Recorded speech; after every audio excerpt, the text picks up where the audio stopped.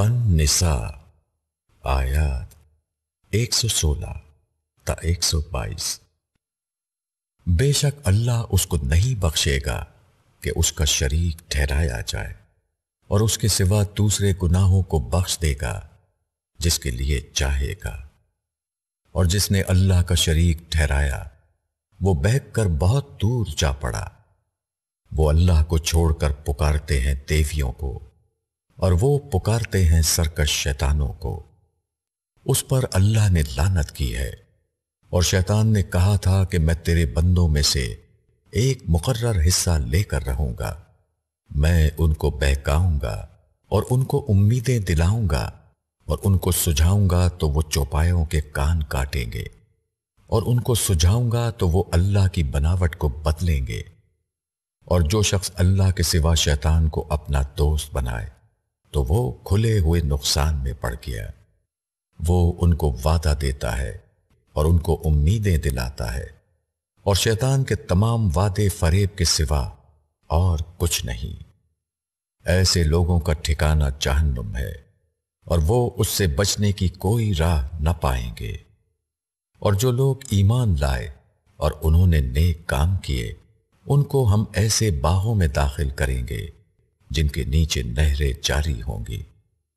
اللہ کا وعدہ سچا ہے، اور اللہ سے بڑھ کر کون اپنی بات میں سچا ہوگا۔ تشریح: جو شخص ایک اللہ کو پکڑ لے، اس کے عمل کی جڑیں خدا میں قائم ہو جاتی ہیں۔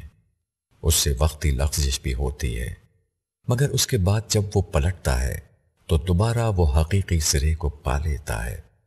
اور جو شخص اللہ کے سوا کہیں اور اٹکا ہوا ہو، وہ گویا اس زمین سے محروم ہے جو اس کائنات میں واحد حقیقی زمین ہے۔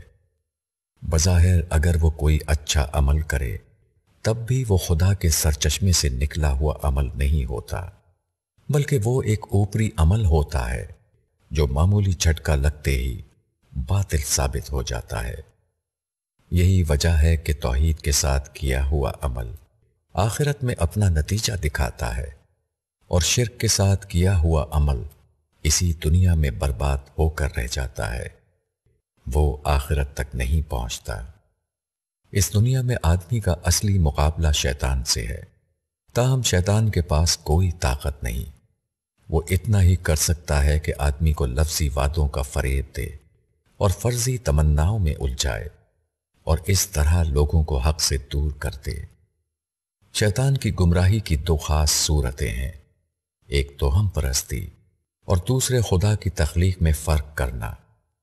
توہم پرستی یہ ہے کہ کسی چیز سے ایسے نتیجے کی امید کر لی جائے جس نتیجے کا کوئی تعلق اس سے نہ ہو، مثلا خود ساختہ مفروضوں کی بنیاد پر اللہ کے سوا کسی چیز کو معاملات میں مؤثر مان لینا، حالانکہ اس دنیا میں اللہ کے سوا کسی کے پاس کوئی طاقت نہیں، یا زندگی کو عملاً دنیا کے حصول میں لگا دینا، اور آخرت کے بارے میں فرضی خوش خیالیوں کی بنا پر یہ امید قائم کر لینا کہ وہ اپنے آپ حاصل ہو جائے گی۔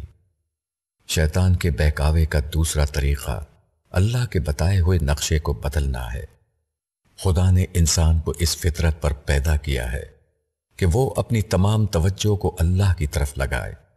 اس فطرت کو بدلنا یہ ہے کہ انسان کی توجہات کو دوسری چیزوں کی طرف مائل کر دیا جائے، یا کسی مقصد کے حصول کا جو طریقہ فطری طور پر مقرر کیا گیا ہے اس کو بدل کر کسی خود ساختہ طریقے سے اس کو حاصل کرنے کی کوشش کی جائے۔